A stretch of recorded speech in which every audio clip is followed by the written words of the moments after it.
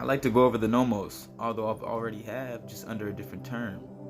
Now, the reason why I'm smiling is because I teach the connections and the foundation of it all. I tell you that once you know the foundation of the stories, it's easier to tell who is who. How could you miss this? Now, the Dogon was thought to believe that the Nomos were primordial ancestral spirits, although they turn out to be real entities, real beings.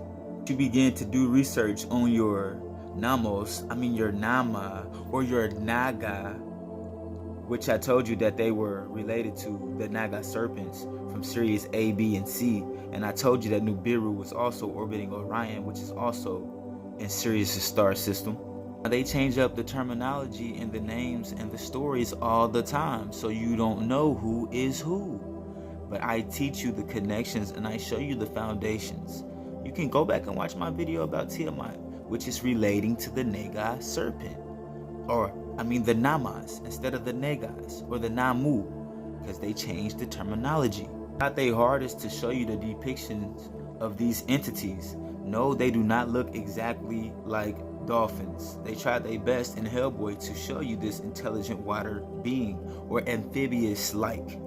And if you paid attention to the Dogon, they were showing you the constellation, the star system all along. If you paid attention to my 13th Sirius video, he told you how the Nagas were connected to the Elohim, and the Elohim were immortal. Now there's bits and pieces all throughout these stories. It's never in one setting. As you read the beginning of this, you don't even have to read it all. It is said that the Nagas are immortal because they sold some of the elixir of life. You can read the rest. A couple of drops fell onto the ground. As the Naga licked it up, they cut their tongues on a sharp grass, resulting all Nagas and snakes possessing forked tongues.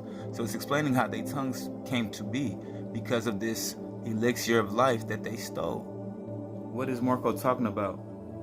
They're immortal. And if you see in Hercules, you remember this right here? This is the vaccine. Remember how they tried to get Hercules to become mortal? Like I said, there's bits and pieces in these shows, TVs, games, whatever you want to call it. There's bits and pieces in every single thing. Put it together. They're also quick to punish those who pollute the air, the earth, and the water, expressing their frustration and displeasure by causing illness. If they started most of everything, right? I show you that these teachings are all around the world. With that last clip being said, don't that explain your coronavirus?